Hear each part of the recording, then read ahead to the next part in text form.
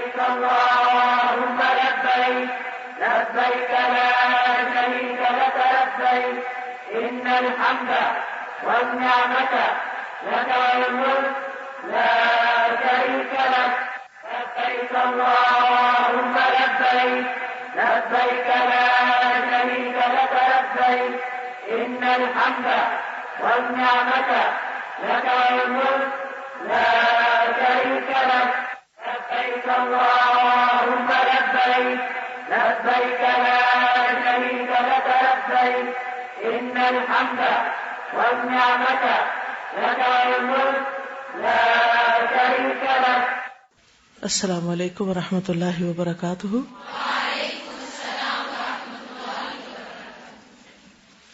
نحمده ونصلي على رسوله الكريم. اما بعد فاعوذ بالله من الشيطان الرجيم. بسم الله الرحمن الرحيم. رب اشرح لي صدري. نوز الحج یوم العرفہ، یہ حج کا اہم ترین رکن ہے، عرفہ کا قیام. اور عرفہ کا وقوف فرض ہے. رہ جائے تو حج ہی نہیں ہوتا، نہ کوئی فدیہ دے کے اس کی تلافی ہو سکتی. عبد الرحمن بن یامر کہتے ہیں، میں رسول اللہ صلی اللہ علیہ وسلم کی خدمت میں حاضر ہوا جبکہ آپ میدان عرفات میں تھے. اسی دوران میں نجد کی طرف سے کچھ لوگ آئے اور ان میں سے ایک شخص نے کہا، تو اس نے پکار کر کہا، اے اللہ کے رسول، حج کیسے ہے؟ تو رسول اللہ صلی اللہ علیہ وسلم نے ایک شخص کو حکم دیا اور اس نے پکار کر کہا، حج تو عرفات کا دن ہے. الحج عرفہ. جو شخص مزدلفہ کی رات میں فجر کی نماز سے پہلے پہلے یہاں آ گیا اس کا حج پورا ہو گیا. عرفہ میں وقوف یا عرفہ کا قیام ظہر کے بعد شروع ہوتا ہے. اگر کوئی ظہر سے پہلے عرفہ سے گھوم پھر کے چلا گیا حج نہیں ہوگا. لیکن کب تک رکنا ہوتا ہے یہاں؟ مغرب تک. ہاں، اگر کوئی شخص مغرب کے بعد یہاں پہنچتا ہے تو بھی اس کا حج ہو جائے گا. ٹھیک ہے. عبد الرحمن کہتے ہیں، میں نبی صلی اللہ علیہ وسلم کے پاس تھا. کچھ لوگ آئے اور حج کے بارے میں پوچھا. آپ نے فرمایا، حج عرفات میں ٹھہرنے کا نام ہے. جو شخص مزدلفہ کی رات 9 اور 10 ذی الحج کی درمیانی رات طلوع فجر سے پہلے میدان عرفات میں پہنچ گیا اس کا حج ہو گیا. گویا ظہر سے لے کر ظہر کے بعد عصر، عصر سے مغرب، مغرب سے عشاء، عشاء سے لے کے فجر سے پہلے تک جو شخص عرفات میں آ کے ٹھہرتا ہے اس کا حج ہو جاتا ہے. واضح؟ اوکے. اب چونکہ حج عرفہ کے دن کے وقوف کا نام ہے تو عرفہ کا دن نہایت اہم دن ہے، بہت ہی فضیلت والا دن ہے. رسول اللہ صلی اللہ علیہ وسلم نے فرمایا، اللہ تعالیٰ عرفہ کی شام، عرفہ کی آفٹرنون اہل عرفہ کی وجہ سے اپنے فرشتوں کے سامنے فخر فرماتا ہے. یعنی جو لوگ عرفہ میں ہوتے ہیں ان کے اوپر فخر کرتا ہے اور کہتا ہے، میرے ان بندوں کو دیکھو جو میرے پاس پراگندہ حال اور غبار آلود ہو کر آئے. جب آپ مکہ سے نکلتے ہیں نا، احرام پہن کے، صاف ستھری چادریں ہوتی ہیں، بہت فریش، خوشی خوشی آپ مینا میں آتے ہیں. مینا بھی صاف ستھرا، بہت اچھے انتظامات ہوتے ہیں. آپ فجر تک نمازیں پڑھ کے جب وہاں سے نکلتے ہیں عرفات کی طرف فجر کے بعد، تو کافی لمبی لائنیں ہوتی ہیں، دھوپ بھی چڑھ چکی ہوتی ہے اور اپنی منزل ٹھکانے تک پہنچتے پہنچتے کافی حال خراب ہو چکا ہوتا ہے.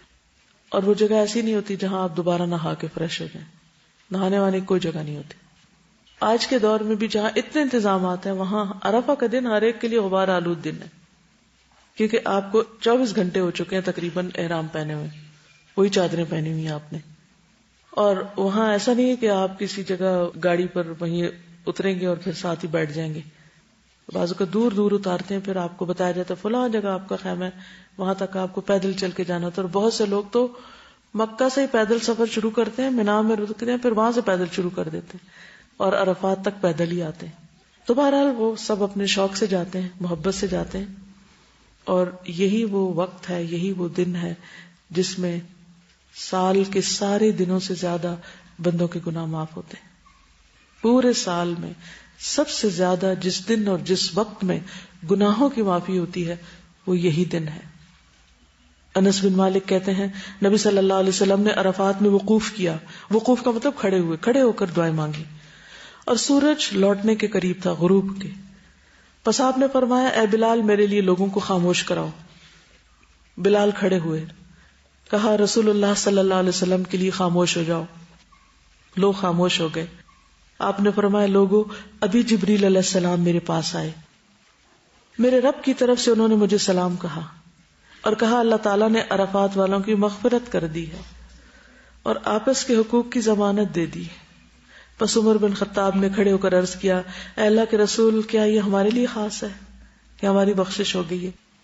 فرمایا یہ تمہارے لیے بھی ہے اور جو تمہارے بعد آئے قیامت تک ان سب کے لیے بھی ہے. یعنی تمہارے لیے بھی ہے اور جو قیامت تک یہاں آتے رہیں گے ان سب کے لیے بھی ہے. کیا؟ بخشش کا وعدہ. نبی صلی اللہ علیہ وسلم نے فرمایا تمہارا دوپہر کے بعد, یاد رکھیے دوپہر کے بعد, صبح نہیں ہے 9 تاریخ لیکن ظہر کے بعد عرفات میں کھڑے ہونا تو اللہ تعالیٰ آسمان دنیا پر نازل ہوتا ہے. یعنی بندہ جب وہاں ہوتا ہے تو اللہ تعالیٰ قریب آ جاتے ہیں اور فرشتوں سے تم پر فخر کرتا ہے. فرماتا ہے کہ میرے بندے میرے پاس کھلے اور گہرے ہر راستے سے پراگندہ حالت میں آئے ہیں جو میری رحمت اور جنت کے امیدوار ہیں. بس اگر تمہارے گناہ ریت کے ذروں یا بارش کے قطروں یا سمندر کے جھاگ کے برابر بھی ہوں تو میں انہیں بخش دوں گا. میرے بندوں لوٹ جاؤ, تم بخشے بخشائے ہو اور ان کی بھی مغفرت ہے جن کی تم نے سفارش کی. جن کی ڈائری میں کاپیاں میں دعائیں لکھ کے لے گئے تھے نا کہ اللہ ان کو بھی بخش دے, ان کو یہ عطا کر, ان کی بھی بخشش ہو جاتی ہے جن کے لیے وہ دعائیں کرتے ہیں وہاں جا کر.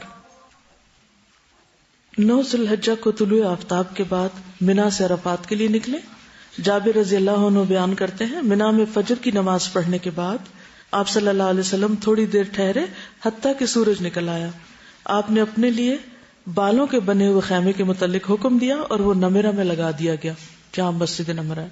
چنانچہ رسول اللہ صلی اللہ علیہ وسلم چلے اور قریش کو یقین تھا کہ نبی صلی اللہ علیہ وسلم مزدلفہ میں مشعر الحرام کے پاس ہی رک جائیں گے جیسے کہ وہ قریش اسلام سے پہلے جاہلیت کے دور میں کرتے تھے.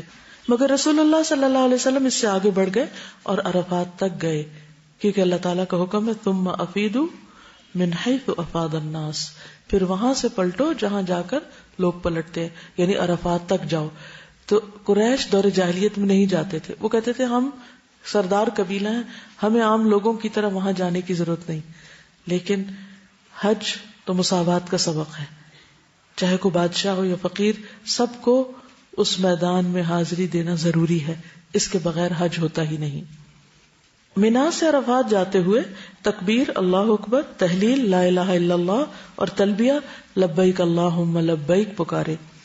محمد بن ابی بکر ثقفی نے بیان کیا میں نے انس بن مالک سے تلبیہ کے بارے میں دریافت کیا کہ آپ لوگ نبی صلی اللہ علیہ وسلم کے عہد میں اسے کس طرح کہتے تھے. اس وقت ہم منا سے عرفات کی طرف جا رہے تھے. انہوں نے فرمایا کہ تلبیہ کہنے والے تلبیہ کہتے, تکبیر کہنے والے تکبیر, یعنی دونوں چیزیں ہو رہی ہوتی تھی. اس پر کوئی کسی پہ اعتراض نہیں کرتا تھا. تکبیر کیا ہے؟ یعنی اللہ اکبر لا الہ الا اللہ واللہ اکبر اللہ اکبر وللہ الحمد. اور تلبیہ کے الفاظ تو آپ کو معلوم ہے. مسجد نمرہ میں زوال آفتاب کے بعد خطبہ حج پوری توجہ اور خاموشی سے سننا چاہیے.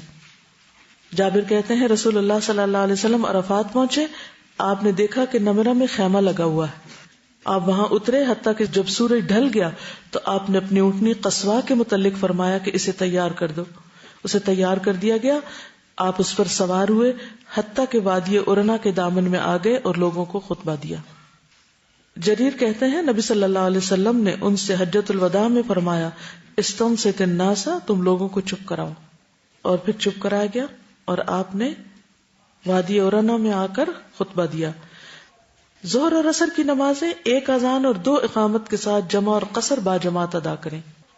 یہاں پر نمازیں کیسے پڑھی جائیں گی؟ ظہر اور عصر, قصر اور جمع, 1 اذان 2 اقامتیں. دونوں نمازوں کے درمیان کوئی سنت یا نفل نہیں. جابر کہتے ہیں خطبہ دینے کے بعد بلال نے اذان کہی, پھر اقامت کہی, تو آپ نے ظہر پڑھائی, پھر اقامت کہی, پھر آپ نے عصر پڑھائی, اور دونوں نمازوں کے بیچ میں کچھ نہیں پڑھا, کوئی سنت نفل نہیں. پھر آپ قصواء پر سوار ہو گئے حتیٰ کہ مقام وقوف پہ تشریف لائے. جو لوگ رش کی وجہ سے مسجد نمرہ نہ پہنچ سکے تو کوئی حرج نہیں, اپنی جگہ ہی اپنے اپنے خیمے میں ہی نماز جماعت سے پڑھ لینی چاہیے. ظہر اور عصر کی نمازیں ادا کرنے کے بعد عرفات میں داخل ہوں, یعنی وقوف کی جگہ پر. رش کی وجہ سے ممکن نہ ہو تو پہلے بھی داخل ہو سکتے ہیں, کیونکہ بہت سی چیزیں اپنی مرضی سے نہیں آپ کر سکتے, آپ کو قافلے کے ساتھ ہی جانا ہوتا ہے. عرفات کا سارا میدان وقوف کی جگہ ہے. نبی صلی اللہ علیہ وسلم نے فرمایا میدان عرفات سارے کا سارا ٹھہرنے کا مقام ہے. وہاں جبل رحمت پہ چڑھنے کی ضرورت نہیں. بعض لوگ یہ سمجھتے ہیں کہ عرفات کے دن اس پہاڑ پہ چڑھنا ضروری ہے اور اس میں جوان لوگ تو چڑھ جاتے ہیں, بوڑھے لوگ نہیں چڑھ سکتے. تو اللہ نے بہت رحمت فرمائی ہے بھی جبل رحمت, وہاں خاص رحمتیں اترتی. کہتے ہیں کہ وہاں پر آدم اور حوا آپس میں ملے تھے, اسی لیے اس میدان کو عرفات کہا جاتا ہے کہ ایک دوسرے کو پہچانے تھے وہاں. تو بہرحال ضروری نہیں کہ پہاڑوں پہ چڑھیں یا کسی خاص جگہ پر جائیں, جہاں بھی عرفات میں آپ کو ٹھہرایا گیا وہیں ٹھہر جائیں. ساری توجہ کس پر رکھیں؟ عبادت پر, اور خصوصاً کھڑے ہو کر دعائیں مانگنے پر. نبی صلی اللہ علیہ وسلم نے فرمایا میدان عرفات سارے کا سارا ٹھہرنے کا مقام ہے, لیکن عرنا کے نشیب سے ہٹ کر رہو. نبی صلی اللہ علیہ وسلم نے فرمایا میں نے جبل رحمت کے قریب وقوف کیا ہے جبکہ پورا میدان عرفات کی جگہ ہے. یعنی آپ کا وقوف پہاڑ کے قریب تھا لیکن کہیں بھی کھڑے ہو سکتے ہیں. ابن مربع انصاری ہمارے پاس تشریف لائے جبکہ ہم عرفات میں ایسی جگہ وقوف کیے ہوئے تھے کہ عمر بن عبداللہ اس کو امام کے موقف سے دور سمجھ رہے تھے. ابن مربع نے کہا بے شک میں تمہاری طرف رسول اللہ صلی اللہ علیہ وسلم کا قاصد بن کر آیا ہوں, آپ نے تم لوگوں کو کہلا کر بھیجا انہی مقامات پر وقوف کرو, بلا شبہ تم اپنے باپ ابراہیم کی وراثت میں سے ایک وراثت پر ہو. خیمے کے اندر یا باہر جہاں جگہ ملے پوری انکساری اور توجہ کے ساتھ دعائیں مانگنی چاہیے. بعض لوگ یہ سمجھتے کہ شاید خیمے کے اندر نہیں مانگنی چاہیے اور باہر نکل کے کھڑے ہونے چاہیے. باہر بعض اوقات دھوپ ہوتی ہے, کافی گرمی ہوتی ہے, تو اندر کبھی مانگ لیں کبھی باہر چلے جائیں. کوشش کریں کہ سارا وقت کھڑے رہیں, کیونکہ نبی صلی اللہ علیہ وسلم نے کھڑے ہو کر یہ دعائیں مانگی. اور لوگ کیا کرتے ہیں وہاں پہنچتے ہی دسترخوان بچھا دیتے ہیں, کھانے لگتے ہیں, خوب بریانی کھاتے ہیں اور اس کے بعد سو جاتے ہیں. سب نہیں, لیکن بہت سے لوگ ایسے کرتے ہیں. تو کھانا پینا بھی مختصر رکھیں, ایسی چیز نہیں کھائیں جس کو کھا کر آپ کو نیند آئے. آپ پورے کے پورے وقت کو, میکسیمم ٹائم کو پورے فوکس کے ساتھ اللہ کی طرف متوجہ رکھیں اپنے آپ کو, اور دعائیں کرتے رہیں, کیونکہ اللہ تعالیٰ آپ پر فخر کر رہا ہے فرشتوں کے سامنے. ان لوگوں پہ کیا فخر کرے گا جو سو جائیں یا ادھر ادھر باتیں کر رہے ہو یا لڑائی جھگڑے کر رہے ہو کہ جمع کسر کرنی ہے یا نہیں کرنی. تو اس وقت بہیو کریں. اللہ تعالیٰ جو فخر کر رہے ہو آپ پر تو واقعی آپ فخر کے قابل ہوں. جابر کہتے ہیں نبی صلی اللہ علیہ وسلم قصواء پر سوار ہوئے حتیٰ کہ مقام وقوف پہ تشریف لائے. اپنی اونٹنی قصواء کا پیٹ پتھروں کی طرف کر دیا, یعنی وہیں رکے رہے. اور جبل المشاء کو جو کہ ریت کا بڑا ٹیلا تھا, لوگ اس کو پیدل ہی عبور کرتے تھے, اپنے سامنے کیا. قبلہ رخ ہوئے, پھر وہیں رکے رہے حتیٰ کہ غروب ہو گیا, اور ٹکیا کے غائب ہو جانے کے بعد کچھ زردی بھی ختم ہو گئی. اتنی دیر تک وہاں رکے.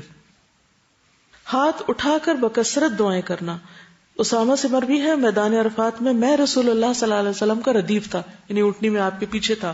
آپ نے دعا کے لیے ہاتھ اٹھائے تو اونٹنی ایک طرف کو جھکنے لگی اور اس کی لگام گر گئی. چنانچہ آپ نے ایک ہاتھ سے رسی کو پکڑ لیا اور دوسرے ہاتھ کو اٹھائے رکھا, یعنی ہاتھ نیچے نہیں ہونے دیا. اس وقت بھی جب آپ رسی اٹھا رہے تھے پھر بھی آپ نے ہاتھ ایک اوپر ہی رکھا. حج کرنے والے اس دن روزہ نہیں رکھیں گے اور نہ ہی اس دن کوئی نفلی نمازیں ہیں. سب سے زیادہ کیا کرنا ہے؟ دعا مانگنی. کیسے؟ کھڑے ہو کر اور ہاتھ اٹھا کر اور قبلہ رخ ہو کر. ٹھیک ہے, خواہ خیمے کے اندر یا باہر. ام الفضل کہتی ہیں عرفہ کے دن لوگوں کو رسول اللہ صلی اللہ علیہ وسلم کے روزے کے بارے میں شک ہوا, اس لیے میں نے آپ کو پینے کے لیے کچھ بھیجا. آپ نے اس کو پی لیا, جس سے پتہ چلا کہ آپ روزے سے نہیں تھے. عقبہ بن عامر بیان کرتے ہیں رسول اللہ صلی اللہ علیہ وسلم نے فرمایا یوم عرفہ یوم نحر, یعنی 10ویں ذی الحج قربانی کا دن, اور ایام تشریق ہم اہل اسلام کے عید کے ایام ہیں, یہ کھانے اور پینے کے دن ہیں. ہماری عید تو 10 کو شروع ہوتی ہے, حاجیوں کی 9 کو ہی شروع ہو جاتی, تو اس دن یعنی کہ روزہ رکھنا درست نہیں وہاں پر. لیکن یہاں جو روزہ رکھے گا اس کا کیا فائدہ, کتنا ثواب؟ 2 سال کے گناہ معاف ہوں گے. حاجیوں کے تو ساری زندگی کے معاف ہو رہے ہیں, اور یہاں والوں کو بھی اللہ تعالیٰ نے بالکل محروم نہیں رکھا. ابو نجیح کہتے ہیں ایک مرتبہ کسی نے ابن عمر سے عرفہ کے دن کے روزے کے بارے میں پوچھا. انہوں نے فرمایا کہ میں نے نبی صلی اللہ علیہ وسلم کے ساتھ حج کیا لیکن انہوں نے اس دن کا روزہ نہیں رکھا. میں نے ابو بکر کے ساتھ حج کیا, انہوں نے اس دن روزہ نہیں رکھا. میں نے عمر کے ساتھ حج کیا, انہوں نے اس دن روزہ نہیں رکھا. میں نے عثمان کے ساتھ حج کیا, انہوں نے بھی اس دن روزہ نہیں رکھا. میں اس دن کا روزہ نہ رکھتا ہوں, نہ حکم دیتا ہوں, اور نہ منع کرتا ہوں. یعنی میں کسی کو کچھ کہتا نہیں، لیکن یہ کہ ان سب میں سے کسی نے بھی روزہ نہیں رکھا. عطا بن ابی رباح کہتے ہیں ایک مرتبہ عبداللہ بن عباس نے فضل بن عباس کو عرفہ کے دن کھانے پہ بلایا. انہوں نے کہا میں روزے سے ہوں. ابن عباس نے فرمایا آج کے دن روزہ نہ رکھو، کیونکہ نبی صلی اللہ علیہ وسلم کے سامنے اس دن دودھ دھو کر برتن پیش کیا گیا تو آپ نے نوش فرما لیا، اور لوگ تمہاری اقتداء کرتے ہیں، یعنی کہیں ایسا نہ ہو کہ تمہیں دیکھ کر وہ بھی روزہ رکھنے لگے. عرفات قبولیت دعا کی بہترین جگہ ہے، اور یوم عرفہ قبولیت دعا کا بہترین دن. نبی صلی اللہ علیہ وسلم نے فرمایا بہترین دعا وہ ہے جو عرفات کے دن مانگی جائے. اس لیے جب وہاں عرفہ ہو رہا نا، عرفہ میں حاجی وہاں قیام کر رہے ہو تو آپ بھی یہاں بیٹھ جائیں کہ اللہ تعالیٰ آپ ایک نظر ادھر بھی دیکھیں. اب تو دیکھتے ہی ہیں ویسے بھی، لیکن خاص رحمت پکاریں. نبی صلی اللہ علیہ وسلم نے فرمایا عرفہ کے دن کے سوا اور کوئی دن ایسا نہیں جس میں اللہ تعالیٰ کثرت سے بندوں کو آگ سے آزاد کرتے ہوں اور فرشتوں کے سامنے ان حاجیوں کی وجہ سے فخر کرتے ہوں اور فرشتوں سے پوچھتے ہوں کہ یہ لوگ کیا چاہتے ہیں. تو فرشتے کیا بتاتے ہیں؟ کیا چاہتے ہیں لوگ؟ بخشش چاہتے ہیں، تو اللہ تعالیٰ ان کو بخش دیتے ہیں. تو اس قیمتی وقت سے پورا فائدہ اٹھائیں. عرفہ کے دن کی بہترین دعا کیا ہے؟ لا الہ الا اللہ وحدہ لا شریک لہ لہ الملک و لہ الحمد وہو علی کل شیء قدیر. اس میں دعا والی کون سی بات ہے؟ توحید کا اقرار ہے، اللہ کی رحمت کو پکارنا ایک طرح سے، اور یہ کہنا کہ اللہ ہر چیز پہ قادر ہے، تو سب کچھ کر سکتا ہے وہ. بالکل جو دل میں خیال ہے اور جو چیزیں ہمیں زندگی مشکل لگتی ہیں وہ کیا سوچ کے انسان مانگے کہ اللہ ہر چیز پر قادر ہے. اوکے. سبحانک اللہم و بحمدک اشہد ان لا الہ الا انت استغفرک و اتوب الیک. السلام علیکم و رحمۃ اللہ وبرکاتہ.